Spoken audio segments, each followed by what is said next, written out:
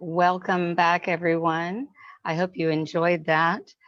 Next, we have Victoria Friedman and Ron Friedman, MD, who are the co-founders of the Vistar Foundation, a nonprofit organization dedicated to conscious communication, creativity, and culture.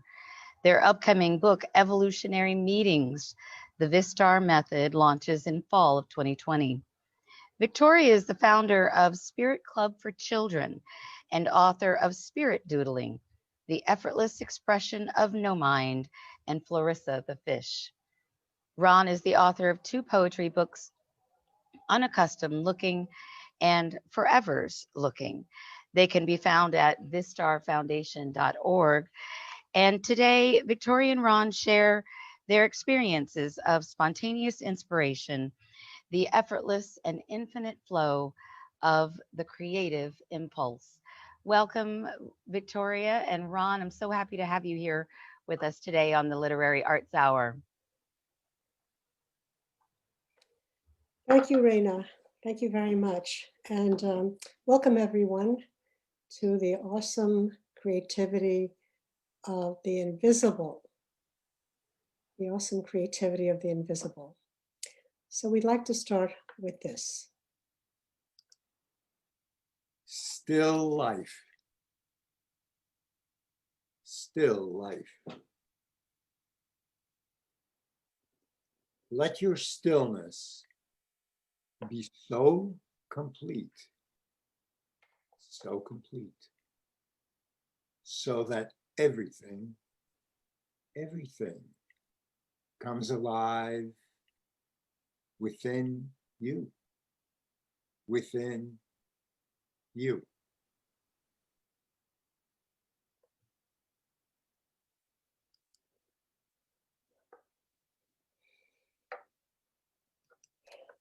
Well, welcome everyone, once again, to the creativity of the invisible, the awesome creativity of the invisible.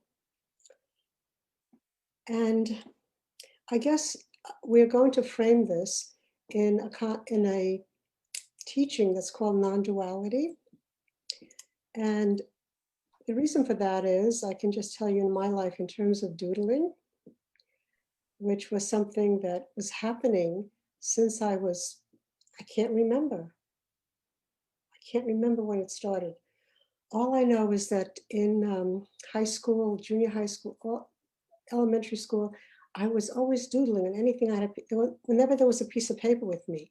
You know, in my time, we took notes in school, in notebooks. And so my notebooks we filled with these doodles. I'd have to rewrite my notes every night because there were these doodles all over them. And maybe you do that also. Maybe you did that, or maybe you do that. So that's what was happening in my life. And you know what? We were running a foundation. We were doing, a lot of work in collective consciousness. We had a theater ensemble. Meanwhile, this doodling was just going on. I never paid any attention to it. Did not pay any attention to it, which is exactly what they say non-duality is. It's something that's so present with us that we don't seem to we neglect it. We don't recognize it. Well, that's what doodling was like. And then I did a series of I was listening to Eckhart Tolle and Oprah. I don't know if any of you watched that.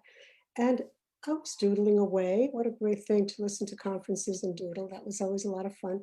I'm doodling away, and I didn't throw them out this time. I threw them out all the time. I put them aside, and I kept doodling and put them aside. And I realized suddenly that I was just looking forward to doodling as much as I was looking forward to listening to Eckhart Tolle. And so one day in one of those lectures, I looked down. I literally looked down and I said, what is this? What is going on here? Who's doing this? Where's it coming from? What is this that I've been with me for so long? And that's how it began to unfold. So I just wanted to start with that, and we'll be looking at doodles and beautiful poetry, all that is coming from a source that is invisible and infinite. Ron? Well, it's wonderful that you say that You don't know when it begins. You don't know where it ends. So this impulse, something inside us that wishes to express itself, is somewhere there as part of our essence. And for me, I had retired. I was trained as a scientist and a metaphysician for many, many years. I retired from my job as a pathologist, medical doctor, and I grew very tired of my writing, of my prose writing. I couldn't stand it anymore. I didn't know what to do. And so I was instructed by some very wise people to stop and forget that for a period of 2 weeks, to write anything. And I did that. I didn't know why. I didn't see how that could help. But at the end of the 2 weeks, it was if a dam burst and the poetry came coming through like a tsunami. It didn't stop. And you know what was about? It was about how the source, the non-dual source, wished to express itself using this instrument through poetry. That's what it wanted. That's all it wanted. And there I was. And the poetry came one after another. So that's the beginning. Okay, thank you, Ron. So I'd like to share a PowerPoint with you about showing some of the doodles and just talk to you a little bit about how this is really has so much to do with what the non-dual standpoint brings forward. It's amazing to me just to see it. So we'll screen share here.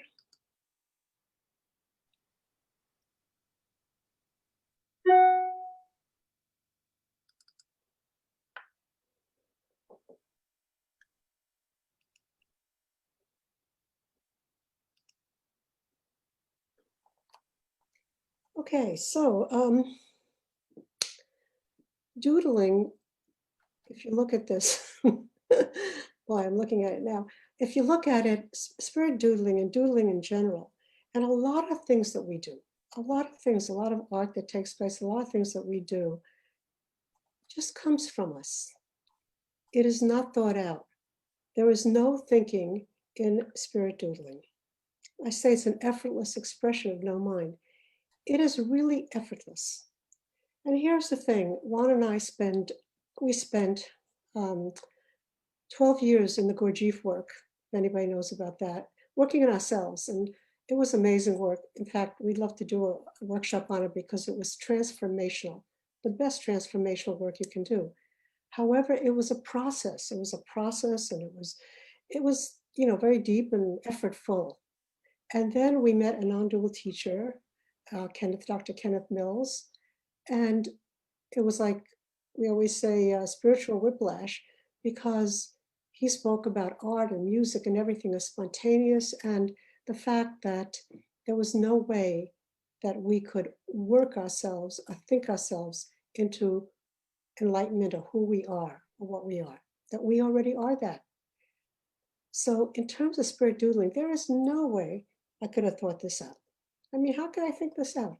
I just sit down, I'm listening to something else, and I put my pen there, and it just comes flowing out. Just like that. Oops, sorry, wrong one.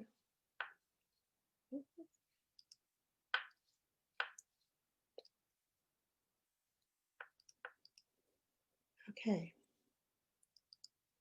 So, like this one, I don't know, it just was like lots of hearts began to show up.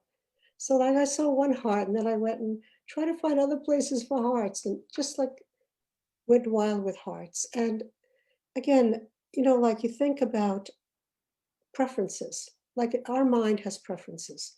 like it likes things and it doesn't like things. It goes through comparison and judgment and correlating and approving and criticizing. When you get into this field, that is no longer operative. Now, it does come up, and it certainly came up for me. Like something would happen and I would like suddenly go off and do something like this, like these lines here, and I go, oh, I don't like that, I've ruined it, right? I don't like that little thing there. And then all I would do is just repeat it 1,000 times. I would not listen to my mind. There would be nothing listening to the mind. There is no mistake. There is nothing that's a mistake. And usually when I did that, that ended very quickly. That mind never came up and said that's a mistake. Because the first time it did it, I did 3,000 of those little squiggles in everything I did. And I loved every single one. So it doesn't have a preference. And our true nature does not really have a preference. It's not a preferential field. So you can see here that, oh, going too fast. You can see here that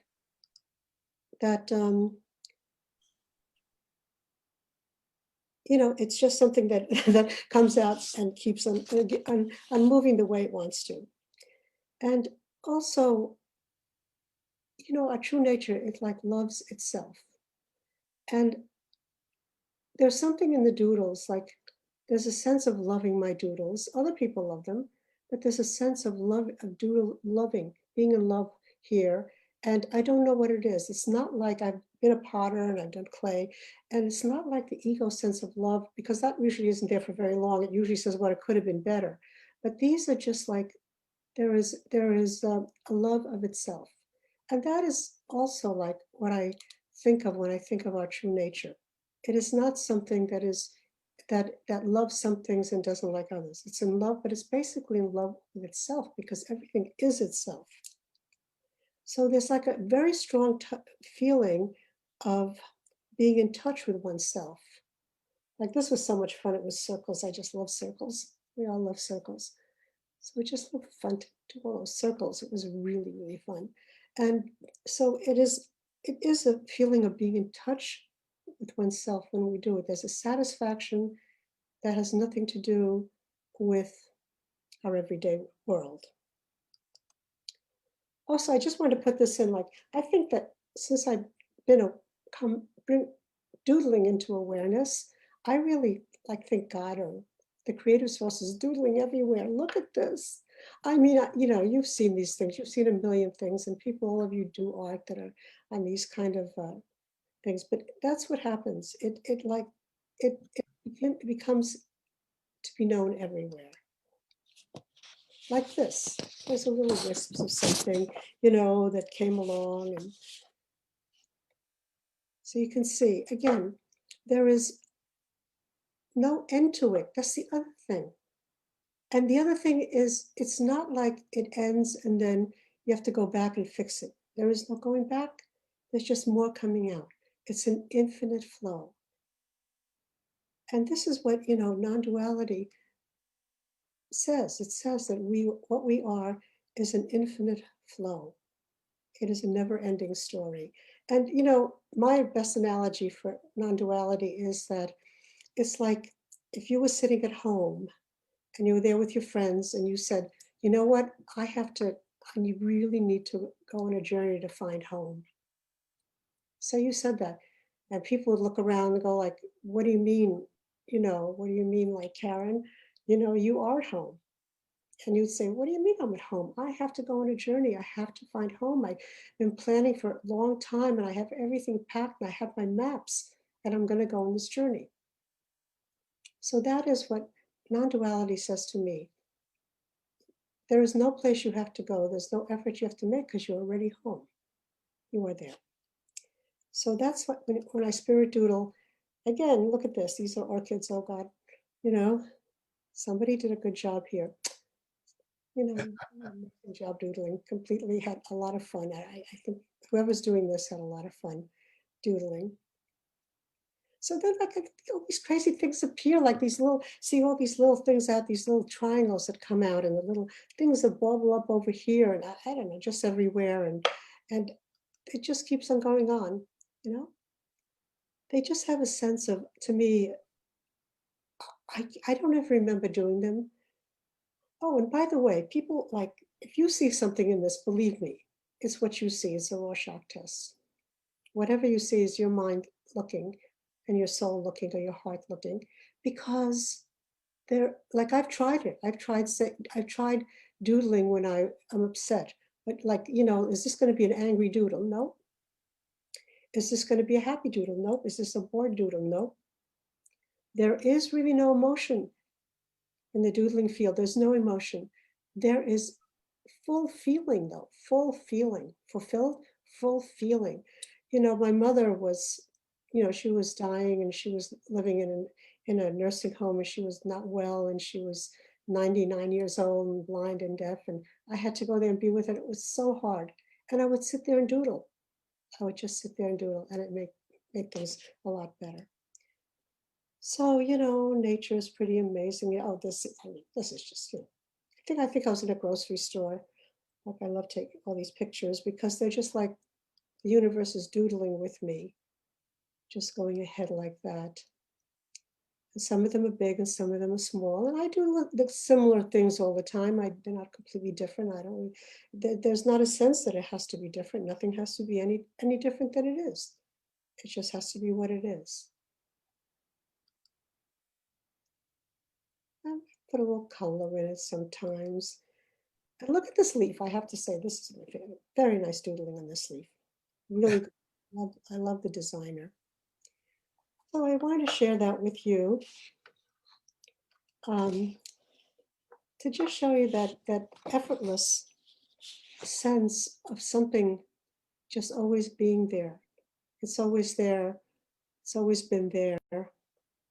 There's nothing I have to do to access it. If I'm not doodling, I'm not aware doodling, it's still there. It's always there. It's always ready to express itself. So I'd like to perhaps turn this over now to Ron and hear from him. Thank you, Victoria. Can you hear me? Yeah. All right. I've always felt that Victoria's doodles happen in the same exact way as God's architects design flowers, coral reefs, fish. I think it's the same exact process, the same freedom of endless creativity. So I mentioned that the poetry started about 7 years ago, but there is something there, quiet, part of our essence that wants to express itself fully. And for me, one of the poems I wrote early on was an expression of this need for self-expression. Victoria, the first screen request.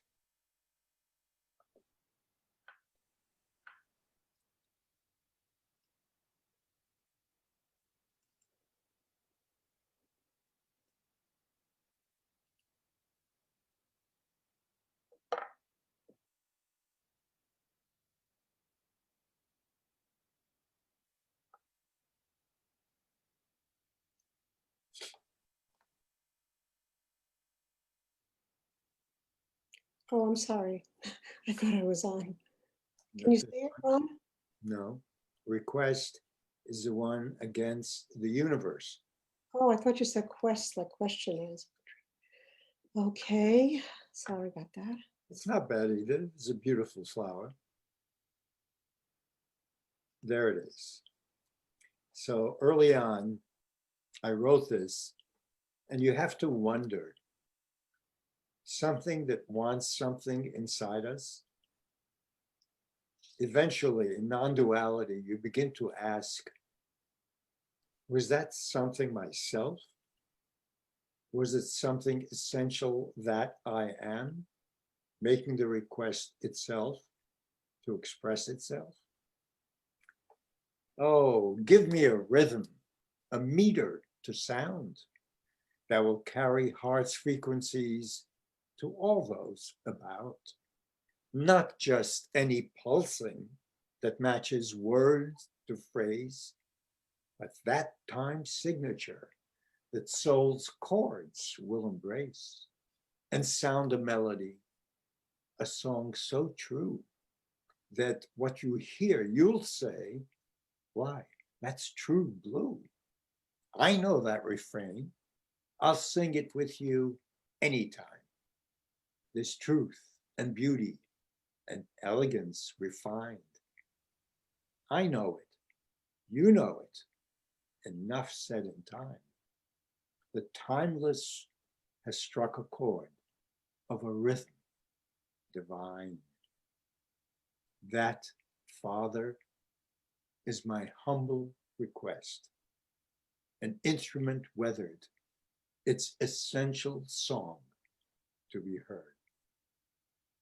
Thank you, Victoria.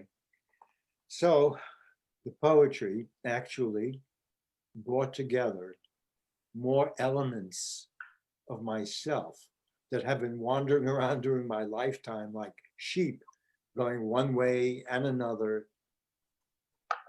The poetry brought it together in a way that was uniquely satisfying to something that was essential in me.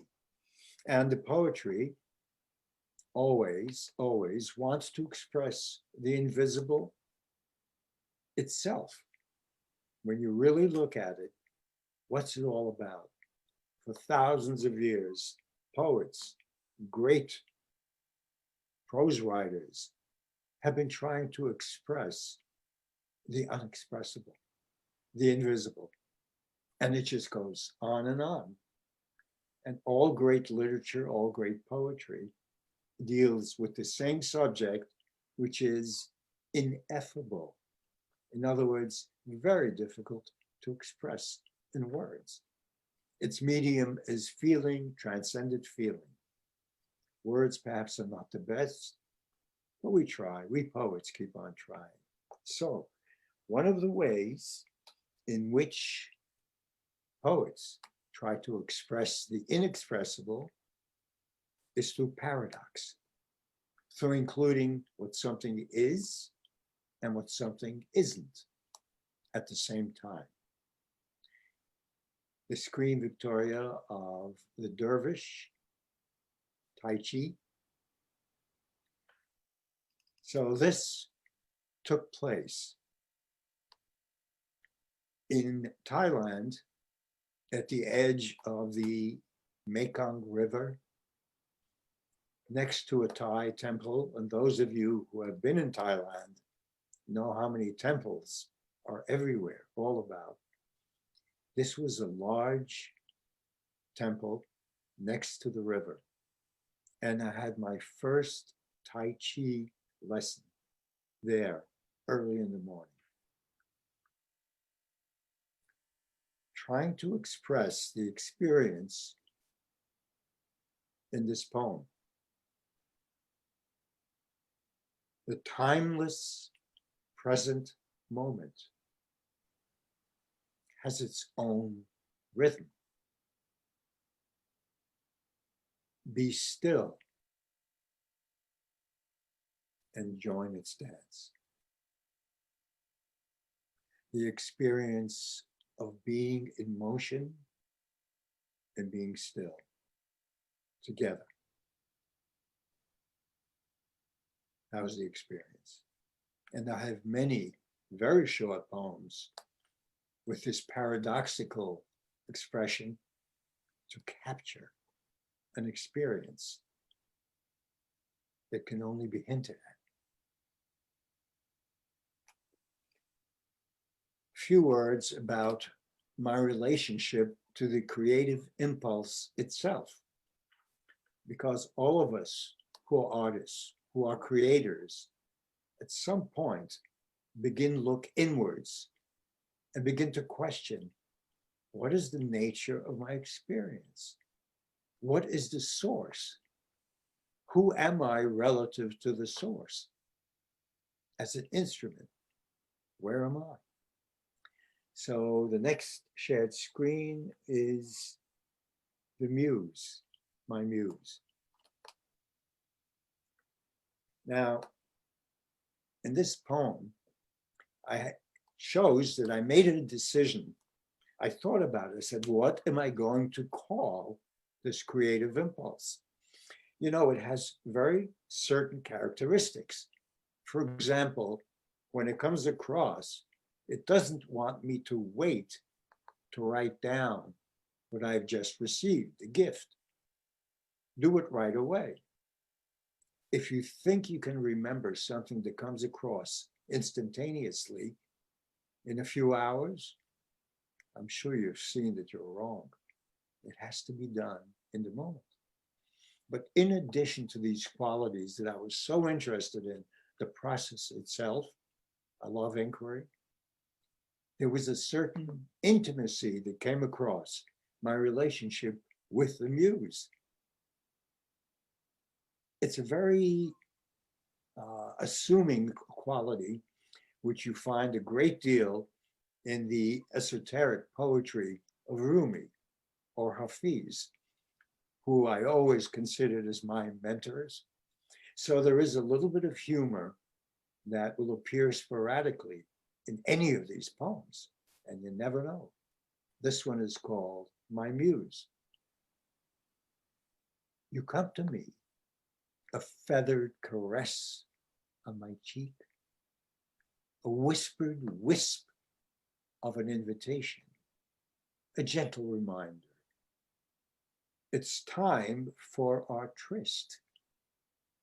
It's time to make love again, have our X-rated, sizzling encounter. But let's be careful. Let's be careful to keep it in the silence between words so that no one, not anyone, will be offended. So I hope you get a sense from that about my sense of closeness to the source, to the muse, or what I call the muse. Now, in addition, the muse, the source, is not only about beautiful things, although all its expression is beautiful. It deals with pain as part of its experience, our experience, and sometimes it has to come out. So the next poem, which I will read, unless Victoria, I don't know if you have Guernica. I'm getting it. You have it? You I don't will. have to. I will in a minute. I'll start reading it. Yes. This was a poem which I will read in an area, a section in the book called Restless. This is from the poetry book, Forever's Looking, a section called Restless. It's called Responsibility. There is a revulsion so deep, an outrage so profound that neither head nor heart can sound it. Arising like a tsunami from the depth of bowels, it carries on its crest the soul's fury, erupting through chest and mouth in a soundless scream that shocks the entire universe into sudden silence. We have not learned yet to collapse in disbelief at our timeless ability to murder God before us. Eyes of each other clouding in death's throes, unwilling to maintain vision in the face of brother killing brother. What demonic possession can so quickly erase spirit's lasting endowment, infusing red life's pulsing with a haze so poisoned that converts us into creatures below our darkest imagining. From act without to thought within, our cultivated distance proves no safety from ourselves. We kill the eyes of conscience and claim innocence from what lives behind the curtain drawn over the possibility that that darkest hell could live somewhere within us. Thank you. So let me go on to simple question and begin to finish with a quality in the universe that is uncontradictable. We are its messengers. And I would say, since I have felt and thought a great deal about it, that love is an involuntary aspect of a state of consciousness which recognizes another as itself. So this one related to the flower, the image of the flower, called Simple Question.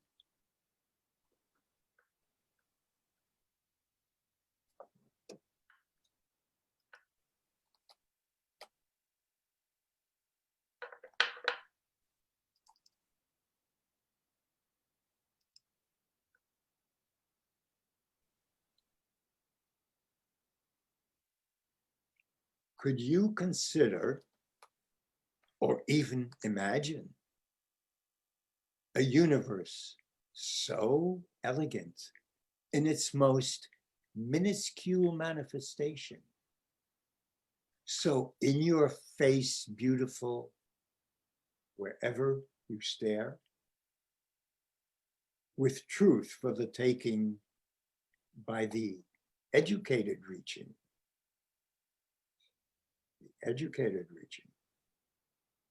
in the wildest excursion of your unfettered speculation? Could such a universe ever be found without love?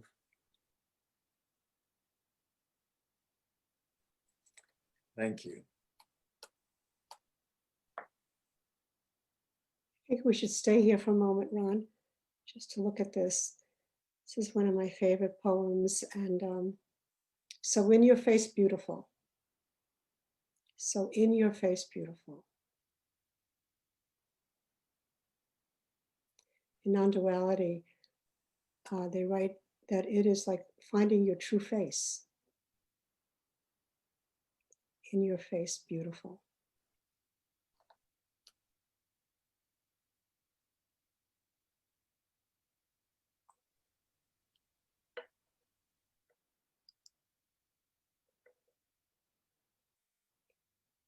Okay, so I think we'd like to talk a little bit about seeing all this beauty, and anybody who's at all interested in the creative impulse and looks around the world, there's so much, everything, there's so much creativity.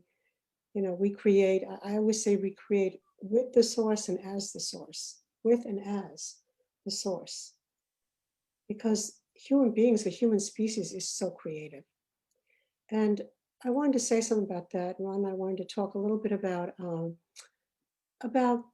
you know, what's going on in the world now. Like you look at all this and you say, well, why are we looking at pretty pictures of pretty flowers, you know, when there's fires and water and unbelievable pandemic and, you know, just amazing, amazing difficulties in this world, both natural and maybe made up, in the sense of man-made, creating in some way. So all this is going on. And so, you know, do we put attention on that? How can we not? It's always speak of in your face, not beautiful, but in your face, really distressing, very distressing. And you know, since this sense of who I am, who we are, was kind of gifted to me by my mentor, I always say he ruined me because now I can't be in process and work on myself all the time. Although that goes on because I just like to do that. But I know, I know that I don't have to do that. I mean, I know that no amount of work will get me to what I already have. That doesn't make any sense to me anymore. And so all this beauty that's around us, and like considering that beauty underlies reality, or, you know, that there is perfection. For example, peace, you know, the history of humanity, you know, we want to find peace, we pray for peace, and every day. And tonight there's an incredible prayer for the United States at 7 o'clock on Peace Weekend. Prayer for the United States and people all over the world. The world is praying for us. So that idea of peace in terms of the consideration that peace is not the eradication of conflict. It's not the eradication of it. It is an increasing awareness of harmony, of unity, of wholeness. It's a sense if something is real and there's like a real dollar bill, Kenneth George Mills used to say, a real dollar bill. How long do you have to look at the fake to understand the real? You'd have to see the real dollar bill. And so, you know, that standpoint that what we are is not this body. We say that all the time, all the meditations, not the mind with all its computerized conditioned knowledge. It's not that, not our body sensations. Then what is it? What has never changed? What is always there? And is something there? Is that upset? Is that who we are? So that the fact that we can consider that even though we don't see it with our eyes, we don't know exactly that peace is here, that it is here, and we reach for that all the time. That standpoint that peace is, and we look for that rather than try. And meanwhile, take care of everything we have to. Of course, there's so many people doing that, and it has to be done. But all the time, we know that peace is there. It's like discovering it in the middle of all this chaos. Ron, do you want to add to that? In my background, I had extensive training, as I mentioned, not only in metaphysics, but in science. I did a great deal of work, research at NYU, at Harvard, and so on. And I regard science and the scientific mind as a gift, as a manifestation of the non-dual source, as much as anything else. And so when I look at the disorder, the chaos, the pain, which is in front of all of us and presents a challenge to integrate in the way in which we look at reality, I think that is one of the big challenges of our time for those of us who are spiritual.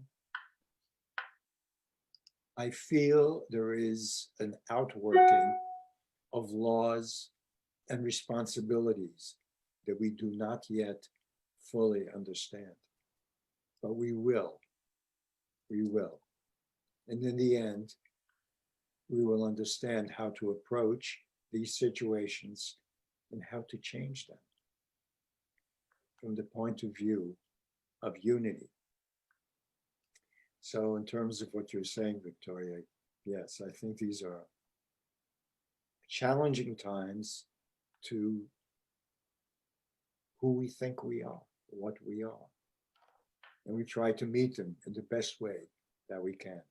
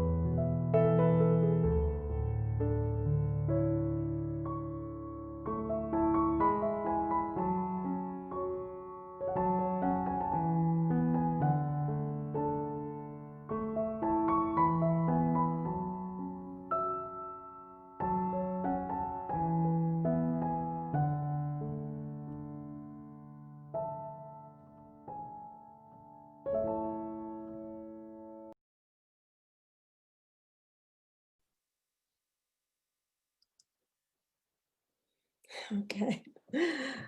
I hope you all enjoyed that. That my book has quotes in it, my Spirit Doodling book.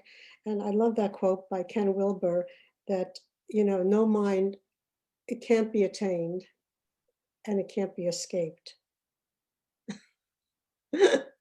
So we cannot attain it. And, our state of oneness, of wholeness, that's what the Upanishads, wrote about thousands of years ago.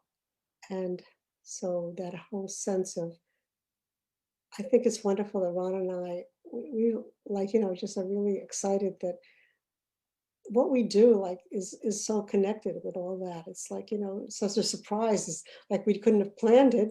I think I'll do a no mind doodle. I'll have the poetry flow like crazy from me.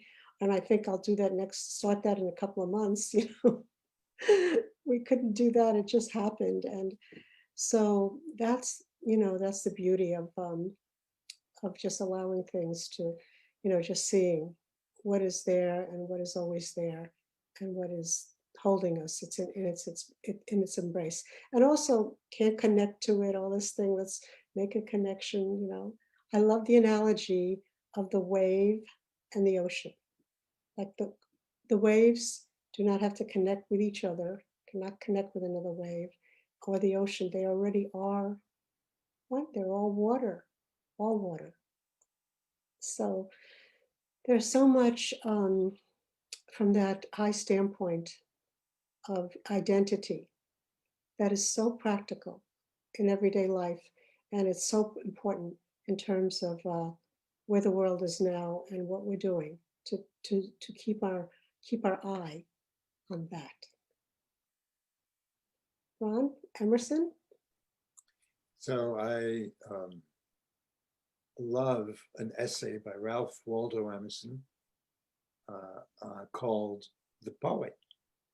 And we are all poets using whatever language with rhyme and meter, however it comes through us, always trying to express the inexpressible.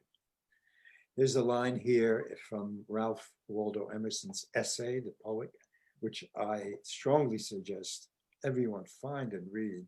It is so beautiful, so beautiful. And here he said, for we are not pans and wheelbarrows, nor even porters of the fire and torchbearers, nor even porters of the fire and torchbearers, but children of the fire, made of it, in only the same divinity transmuted. The same divinity transmuted. Thank you, everyone, and thank you for being patient. I know we're over a little bit because everything is running over. And I hope you've enjoyed this, and onward to the up in the co-creators convergence room. And thank you, Raina, and thank you, Bob and Noel, and over and out. Thank you. Thank you, Bob and Noel. Thank you all.